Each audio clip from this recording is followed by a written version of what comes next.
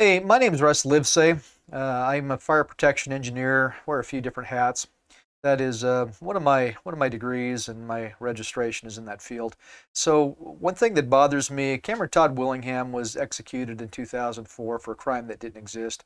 I've used that as an example in each of these forensic analysis videos to explain the need to really correctly identify appropriate forensic tools. And a lot of false litigation has happened. A lot of criminal convictions have occurred because of arson when there was no arson involved. So the intent of these videos is to format a variety of topics so that people can understand and then provide an appropriate level of defense for any kind of criminal or civil accusation.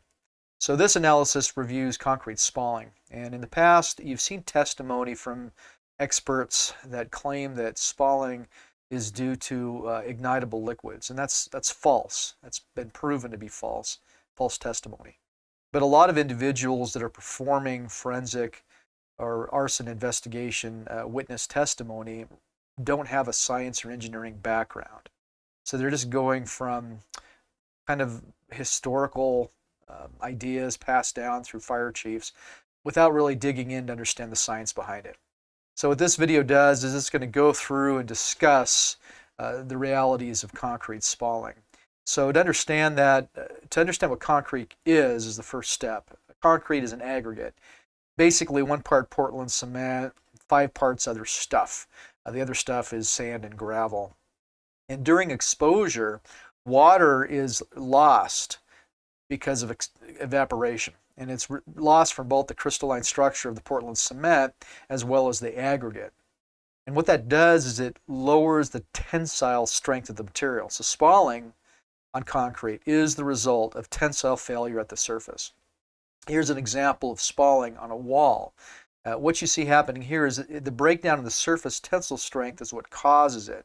And it shows up in a variety of features, cracking, breaking, chipping, and craters. And this is caused by the moisture presence in the concrete, as well as the thermal gradient from the surface toward the inside of the concrete that creates differential expansion rates. People have erroneously assumed that spalling is due to a difference in thermal expansion coefficients between steel and concrete. And as you can see, the difference between those thermal expansions is roughly 10%. But steel has a conductivity 50 plus times more than concrete, meaning the steel is effectively going to be the temperature of the concrete. And that 10% difference really doesn't make a lot of difference in spalling because of the compressible nature of steel. So the primary mechanisms for spalling is the gradient temperature difference in the concrete itself, resulting in differences in expansion, as well as explosive natures of steam generated within the concrete. And on this subject, people have misunderstood something about high strength concrete. So polypropylene, in some cases polyvinyl chloride, is added into concrete to stiffen it. Fibers are put in, these plastic fibers, and what happens during a fire is those fibers can melt, create voids for steam, resulting in steam accumulating at those locations under high pressure, and then resulting in explosive behavior. So what you're going to see is greater explosive behavior for high strength concrete than normal strength concrete.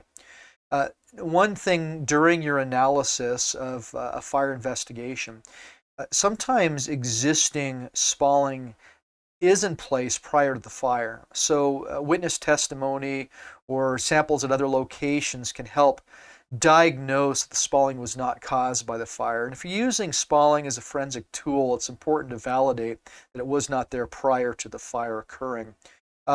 So expanding water vapor within concrete pressurized heat-weakened surfaces that have lost their tensile strength due to that evaporation of the water in it. And that results in explosive spalling. And one thing that happens to that steel is that it's then exposed to heat.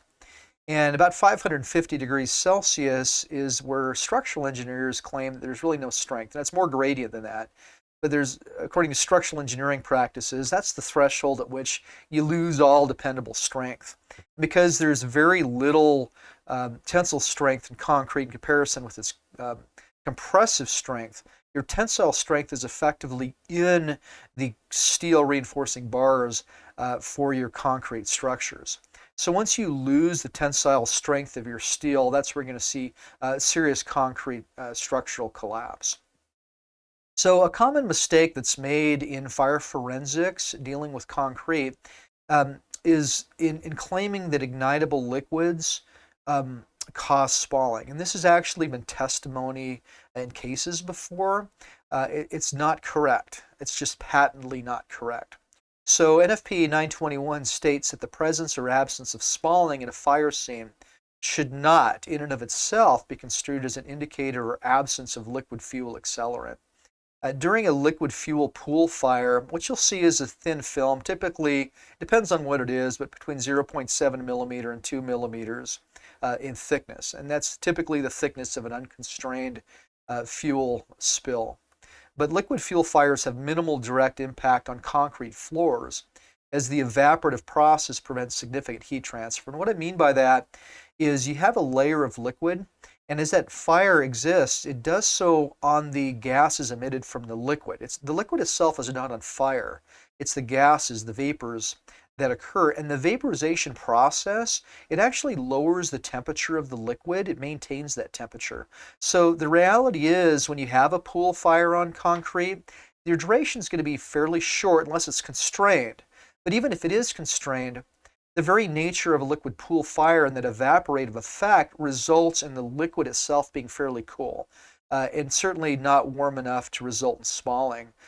If in a rare situation you do have spalling, it's going to be on the periphery. The other thing that could happen is if you have a liquid ignitable placed on carpet and carpet pad that prolongs the fire. So the liquid accelerant itself is not going to burn very long, but that carpet, the plastics in it, could have an extended life resulting in some spalling. Overall energy transfer is dependent on time. It's not necessarily the temperature at a given point. It's the rate of heat transfer from that temperature over time. So liquid fuels can ignite adjacent combustibles. In this case, you see some wood ignited on concrete. That wood continues to burn much longer than your ignitable liquid, and that's what results in spalling. So here's an example from the former images that show the spalling under that wood. Spalling is likely to be produced over large, unprotected areas by radiant heat developed by normal fire propagation rather than ignitable liquids. So coming away, there's a few things. So first off, ignitable liquids in and of itself, they are not going to cause spalling. The temperature for the concrete under an ignitable liquid is typically going to be at or under 150 degrees Celsius. That's not hot enough to create spalling. And people have erroneously concluded that spalling is a function of ignitable liquids. It is not. There's no correlation to that.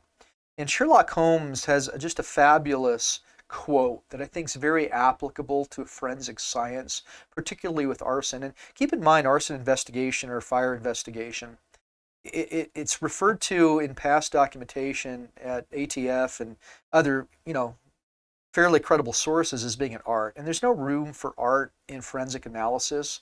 You have to apply real tools. So it is a capital mistake to theorize before one has data. One begins to twist facts to suit theories instead of theories to suit facts. So there's just a little information on the generalities of concrete spalling that should be taken into consideration. It is a forensic tool. It can be utilized in tracing fire origin or the patterns of fire. But accusing someone, a defendant, of arson just because spalling exists and making the assumption that you have ignitable liquids is false. For instance, if you're dealing with a garage, you're going to have residual ignitable liquids on that may have been cleaned up years before. Sampling may find traces of gasoline in that concrete, leading investigators and prosecutors to conclude that it was an accelerant involved fire, but it doesn't take into consideration the history. For instance, here's an example. So I mentioned Cameron Todd Willingham before. He was that individual executed in 2004. Kerosene residue was found at the threshold, and that was used as a piece of evidence that convicted that man and executed him. And he always maintained his innocence. But what failed to come up during the trial is that there was a barbecue on the front porch right next to the front door, and it had kerosene there. So over years, you could have spilt a little kerosene there in the wood, the vicinity, or the very nature of the fire occurring could have resulted in a kerosene bottle, melting and pouring kerosene at that location. So there's several reasons why kerosene could have been found at the location. Similarly, gasoline is often used to cut, use it as a paint thinner or as a solvent.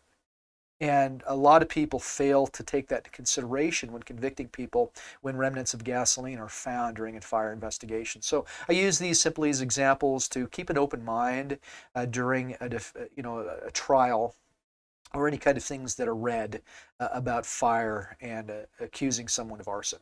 There's a lot more information and a lot more forensic tools that need to be applied for those analyses. Hey, thanks. This has been fun. Feel free to reach out if you have any questions or concerns about what was posted here. Appreciate it.